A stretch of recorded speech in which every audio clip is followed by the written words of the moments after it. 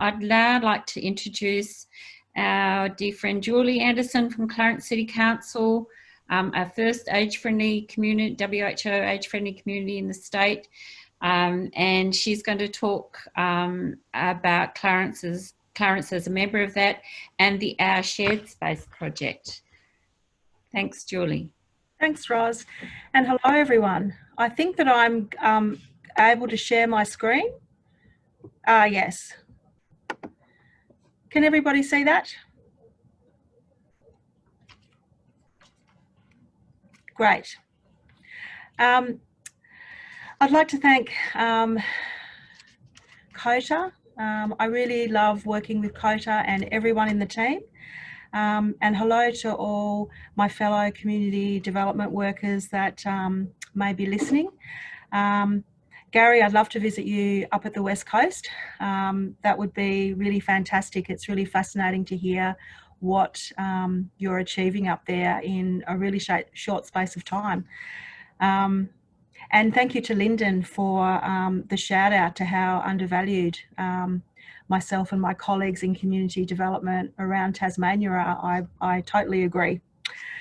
So as I've got my presentation here, and Roz is actually helping me because I haven't been able to bring it up on my screen. We might just flick to the next slide, if that's okay, Roz. As Gary said, it's really important to have a place-based approach. And for those of you that might not know Clarence, we're actually the second largest city outside of Launceston in the whole of Tasmania.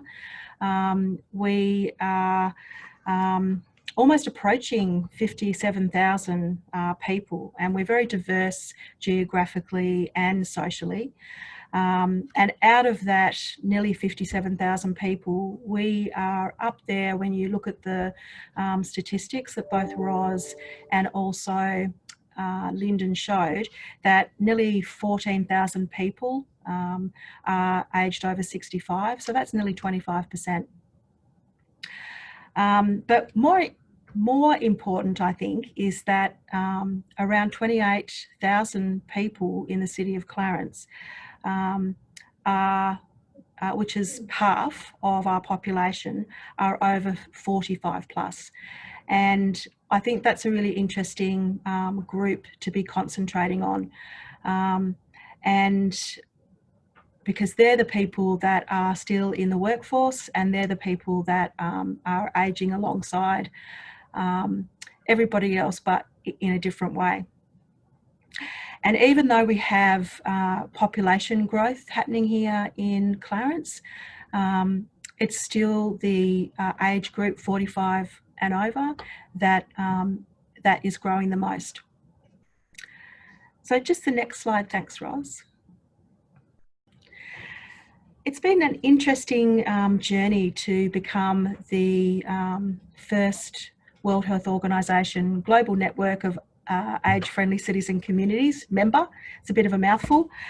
And this snapshot diagram shows that as the first community development officer here in council, I was employed in 2004. So I've actually been around for 16 years this year. That's I think that's quite an achievement.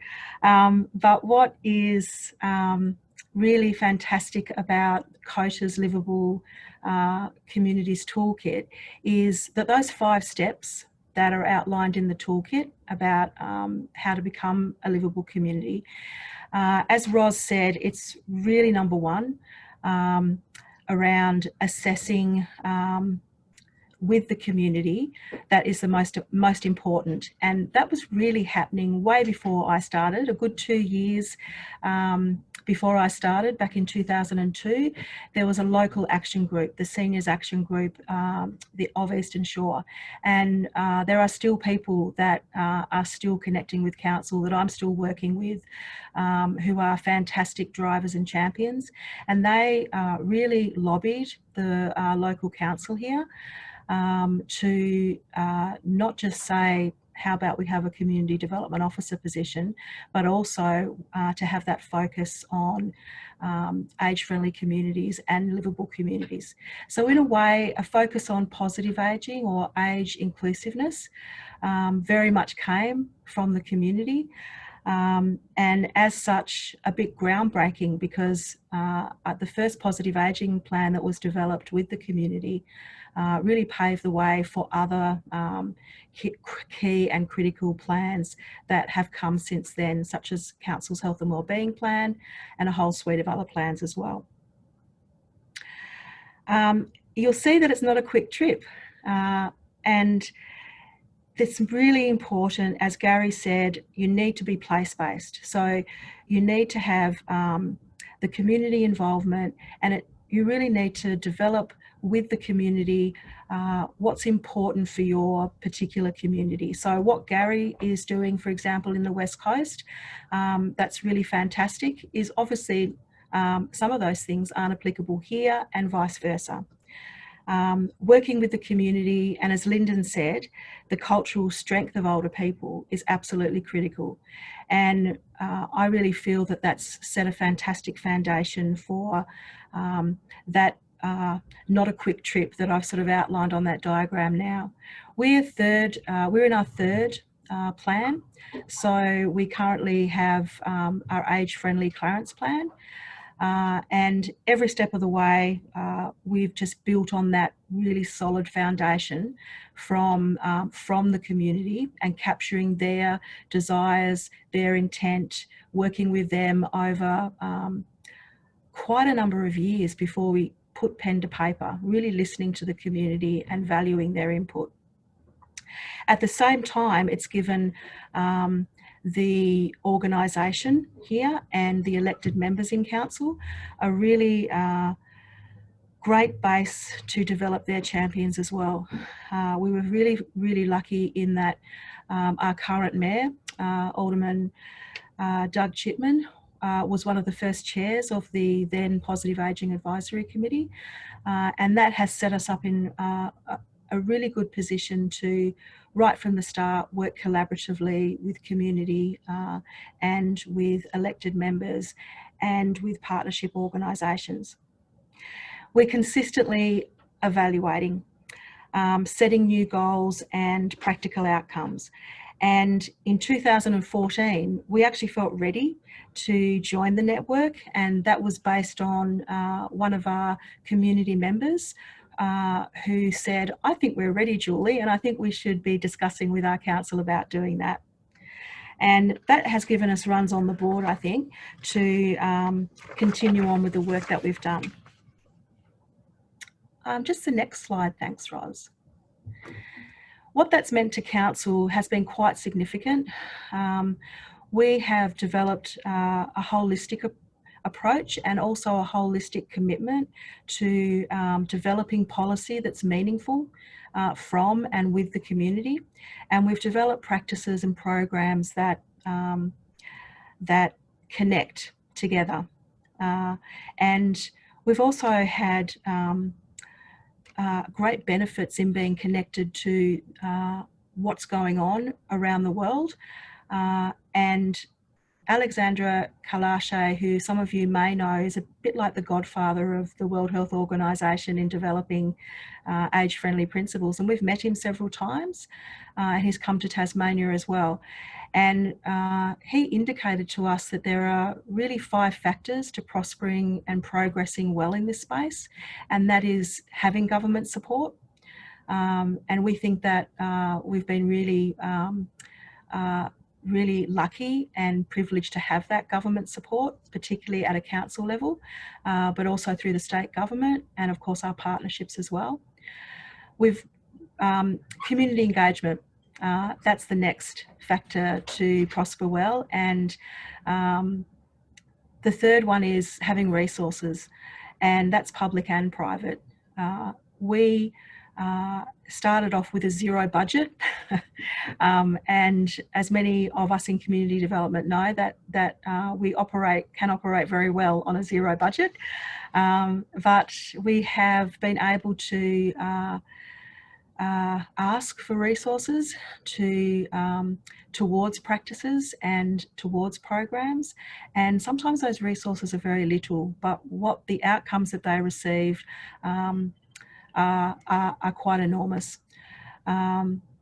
Indicators of success. That's one of the things that we have highlighted in our current plan that we can improve on, and Council has actually allocated a small amount of money for us to work on a project that is looking at those indicators of success. And the other thing is academic support.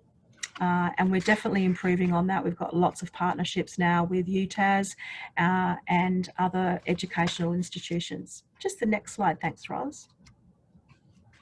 Out of that, we've developed a number of guiding principles.